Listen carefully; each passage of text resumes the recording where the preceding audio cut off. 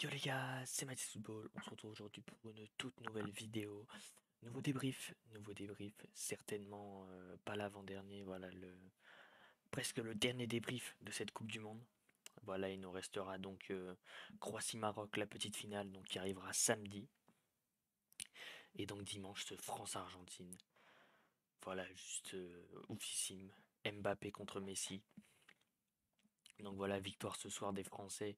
2 buts à 0 face au Maroc, avec un but de Théo Hernandez à la 5e minute et de Randal Colomwani à la 79e minute. Donc voilà un match où on a su subir. Voilà, surtout la deuxième période, on a extrêmement subi, un peu à l'instar de l'Angleterre. Voilà, c'était exactement la même chose, on a beaucoup subi.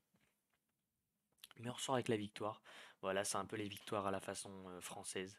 Voilà, on arrive toujours à gagner même si on est malmené. Et aujourd'hui, voilà, ça a été un très beau match, assez stressant quand même, mais beaucoup moins stressant que face à l'Angleterre. Parce que finalement, on n'a pas été au-dessus de ces Marocains. Voilà, Mbappé qui a fait un super match avec ses accélérations. C'est lui qui apporte la réussite sur le deuxième but, voilà, de Colomwani. Colomwani qui marque peut-être une minute, voire 30 secondes après son entrée en jeu. Donc superbe entrée en matière pour lui, voilà, ça fait extrêmement plaisir. Et le but de Théo Hernandez à la 5e minute, qui est le but le plus rapide dans une demi-finale de Coupe du Monde. Mais voilà, superbe but de Théo Hernandez en extension, un peu à la Giroud, donc voilà, c'est un super but. Le rêve des Marocains s'arrête ici malheureusement. Mais voilà, la France qui a eu cette bonne étoile et la France aussi qui a été qualifiée comme meilleure équipe du monde par leur coach. Et moi, je sais que je vais écorcher son prénom, donc je vais pas le dire. Mais voilà, le coach marocain qui a beaucoup loué les louanges de cette équipe française en les qualifiant de meilleure sélection au monde, en qualifiant Didier Deschamps de meilleur sélectionneur du monde. Et peut-être qu'il le prouvera dimanche s'il est le meilleur sélectionneur au monde. Voilà, on aura ce duel Mbappé-Messi. L'un d'eux rentrera à Paris avec la coupe, l'autre avec des larmes. Voilà, on sait tout l'engouement qu'il y a avec la dernière Coupe du Monde de Léo Messi.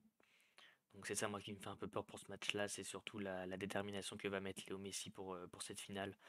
Et aussi voilà tout l'engouement qui va avec. Son dernier match de Coupe du Monde, il l'a encore reprécisé hier. Et ça serait juste fou de la soulever pour son dernier match. Peut-être avec l'Argentine, peut-être au mondial. Voilà, ça serait juste fou de sa part de la soulever, il rendrait son peuple fier. Et surtout, il aurait soulevé tous les trophées auxquels il a participé. Et Mbappé en route pour sa deuxième Coupe du Monde à seulement 24 ans. Il y en a qui l'ont jamais joué, il y en a qui l'ont jamais gagné, il y en a qui n'ont jamais marqué.